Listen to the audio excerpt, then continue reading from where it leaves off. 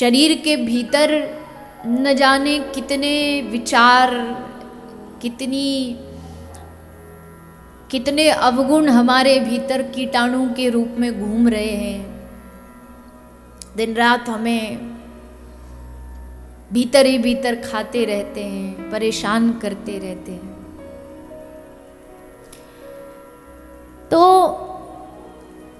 अब देखो, बाहर का कोई शुद्धि करना चाहे तो उसके पास मार्केट में बहुत सारे वस्तुएं उपलब्ध होती हैं, पर कोई भीतर का अगर सैनिटाइजेशन करना चाहे तो उसको बाहर से जो चीज़ भीतर जा रही हैं उन पर ध्यान रखना पड़ेगा। क्योंकि अगर बीमारी भीतर की है तो जो चीज़ भीतर शरीर में जा रही है उसी से तो वो बीमारी हो रही है। तो मेरे मति अनुसार, मेरे बुद्धि अनुसार 3 चीज़ें हमारे भीतर जाती हैं, मुख्य। बाकी तो फिर और गिनने को तो बहुत हो जाएंगी, पर विशेषकर हमारे शरीर के भीतर 3 चीज़ें जाती हैं। उन 3 चीज़ों का शुद्ध होना बहुत जरूरी है। कौन कौन सी? पहली चीज़ तो जाता है हमारे भीतर आहार। आहार में सब आ जाता, भोजन, पानी, खाना, रोटी, सब्जी, जो भी हम खाते हैं वो सब आहार में आ जाता है। और आहार शुद्धि कल चर्चा हुई थी, कल या परसों, कि हमारा जितना आहार शुद्ध होगा उससे भोग प्रसाद बना के अच्छा मान के पाओगे तो वो आहार अपने आप जो है वो प्रसाद बन जाएगा। आहार जो भीतर जाता वो शुद्ध होना चाहिए, उसमें किसी प्रकार का हिंसा ना हो, मांस मदिरा ना हो, तामसिक भोजन ना हो।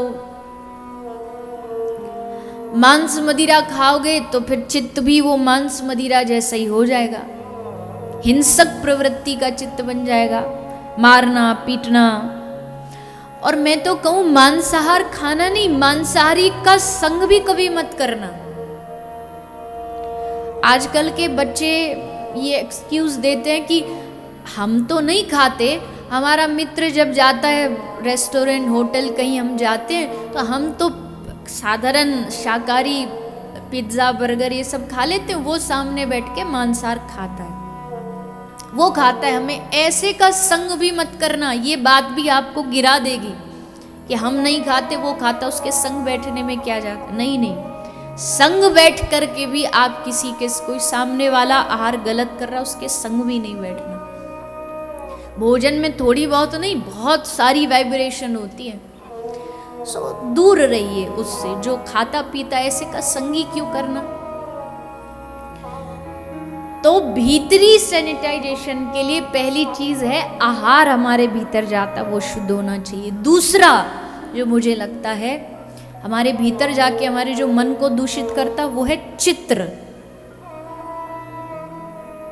चित्र मतलब जो आप देख रहे हैं, क्या देख रहे हैं वो आपके भीतर जा करके आपके मन को, आपके बुद्धि को मलिन करता है।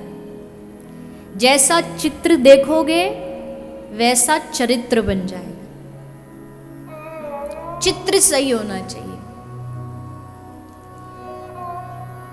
आजकल टीवी में देखो कैसे कैसे चित्र, कैसे कैसे कूड़ा कचड़ा सब हमारी बुद्धि में भरा जाता है।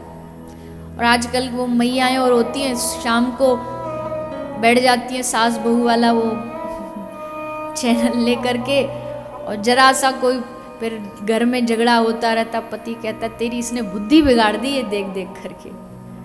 और उसमें सास कुछ प्लॉटिंग कर रही है, खेल बना रही है, बहू कुछ अपना बना रही है। अब वो बढ़ते बढ़ते खुद के जीवन में भी फिर वही बढ़ जाता है। गलत चित्र देखते हैं, तो गलत चित्र देखने से चरित्र भी नष्ट हो जाता है। इसलिए चित्र सही होना चाहिए। ये बात आप लिख लेना।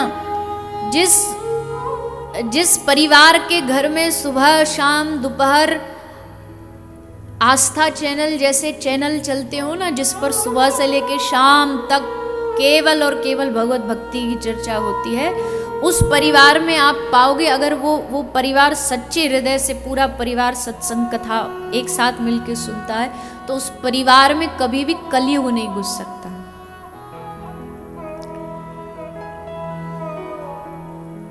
तो अब ऐसा भी नहीं, मैं ये भी नहीं कहूंगी आजकल के बच्चों से, और मैं कह भी दूंगी तो भी मेरी बात कौन मानने वाला है कि भैया पिक्चर मत देखो, कौन मानेगा बताओ?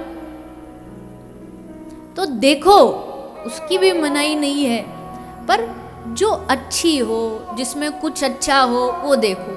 अब कितना अच्छा है आजकल की पिक्चर हो तो आप जानते ही हो, तो क्या बताना।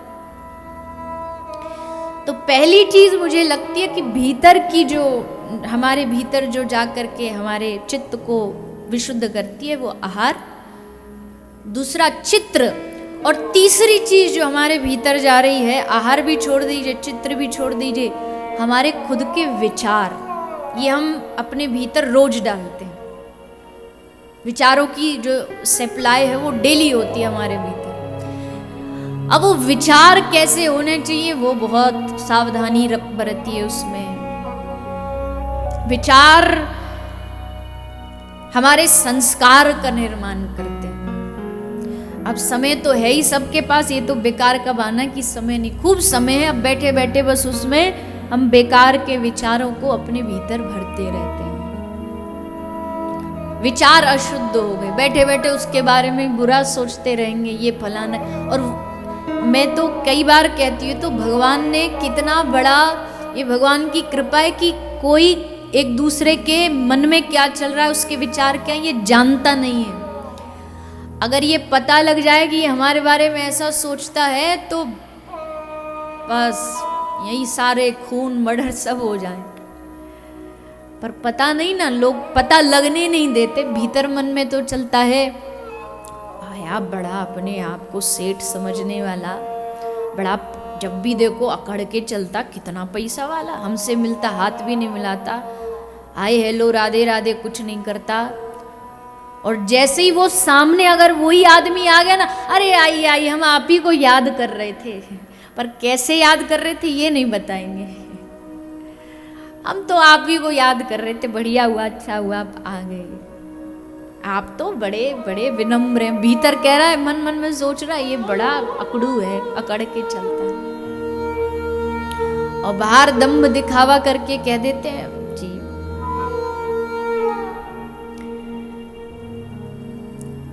झूठ से ही दुनिया चल रही है, झूठ से ही संसार चल रहा है। और वैसे भी दुनिया तो भैया कितना भी कर लो आपको गलत कहेगी। आप सीना तान के चलोगे तो कहेंगे बड़ा अकड़ के चलता है, सर झुका के चलोगे तो कहेंगे अरे अपने आप को महात्मा बुद्ध समझता होगा। महात्मा बुद्ध जब चलते थे और नीचे जमीन पे कोई कीड़ा मकोड़ा दब ना जाए ये देख करके चलते थे,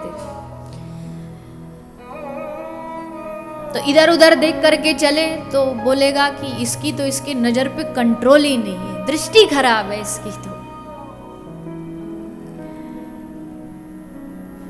आंख बंद करके भी चले तो बोलेंगे अपने आप को बड़ा भगत जी, बड़ा महात्मा समझ, कुछ भी कर लो तो बोलने वाले हैं। तो तीसरी जो चीज है वो है विचार।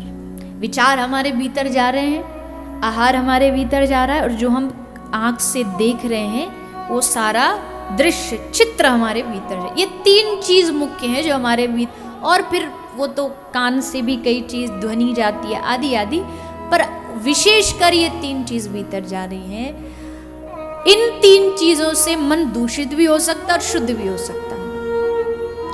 अब अगर मन दूषित हो गया, मान लीजिए तीन चीज हमारे भीतर गलत चली गई, कीटाणु मन में पैदा हो गए, तो फिर कौन सी चीज, कौन सा सैनिटाइजर है जिससे हम अपने मन को, बुद्धि को शुद्ध कर सकते हैं? तो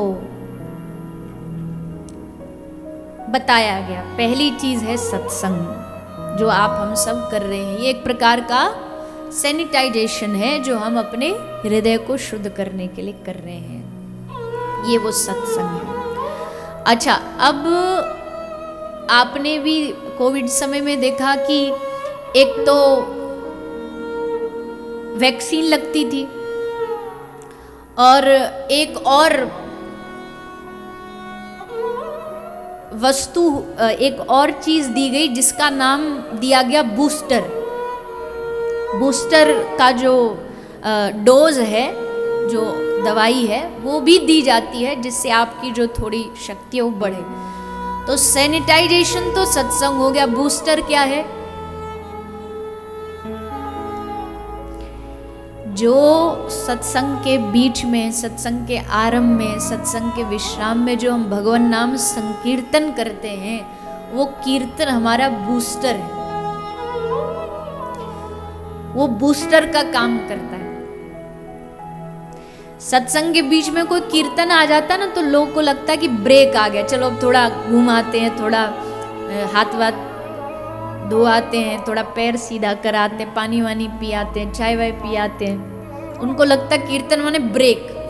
कीर्तन ब्रेक नहीं, कीर्तन बूस्टर है कि थोड़ा जब आपका स्थिति थोड़ी सी कमजोर सी हो गई, थोड़ा तो फिर से अपने आप को बूस्ट करने के लिए संकीर्तन करो। वो बीच बीच में दिया जाता है, थोड़ा थोड़ा सा कीर्तन करो।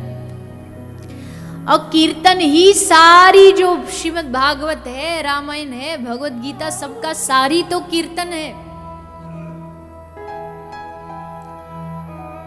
महाप्रभु ने यही हमें सिखाया कि हरि नाम करो, संकीर्तन करो। पर आजकल भूल यही है कि हम लोग पूजा पाठ तो बहुत कर लेते हैं, पर हमारी संकीर्तन में रुचि नहीं है। इसलिए हरेर नामैव हरेर नामैव हरेर नामैव जीवनम यत्रार्पिता नियमतस्य स्मरणे न कालः। भगवान श्री शंकराचार्य जी ने लिखा है कि ये कलिकाल में हरि नाम है, यही कलयुग की एक विशेषता है।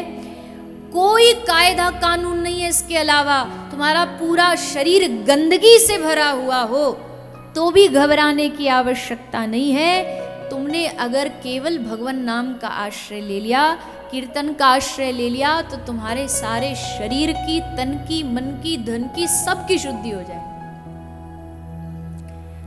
महाप्रभु ने इसलिए कीर्तन को सबसे मुख्य बताया। विजयते श्री कृष्ण संकीर्तनम। हम पाप रूपी अग्नि से भयभीत हैं, पर महाप्रभु कहते पाप रूपी अग्नि से डरो मत, बल्कि भगवान नाम रूपी मेघों से, जो कृपा की बारिश, जल की जो बूंदें बरस रही, उसमें अपने आप को भिगो लो। पानी बरसते ही अपने आप आग शांत हो जाती है। कितने भी पाप, कितना भी बड़े से बड़ा पापी क्यों ना हो, अरे कोई व्यक्ति इतना बड़ा पाप कर ही नहीं सकता जिसको भगवान का नाम ना मिटा सके। आप बताओ, पाप बड़ा है, पाप की शक्ति ज्यादा बड़ी कि भगवान के नाम की शक्ति ज्यादा बड़ी? बताइए। भगवान के नाम की शक्ति। हाँ, पाप मिटाने के लिए भगवान के नाम का उपयोग नहीं करना चाहिए, क्योंकि वो नाम के 10 अपराधों में है कि पाप करें इसलिए नाम नहीं जपे। लेकिन नाम में है इतनी शक्ति, अपने आप पापों का नाश करके, शमन करके, नाम जो है वो आपको भगवान तक पहुंचा देगा।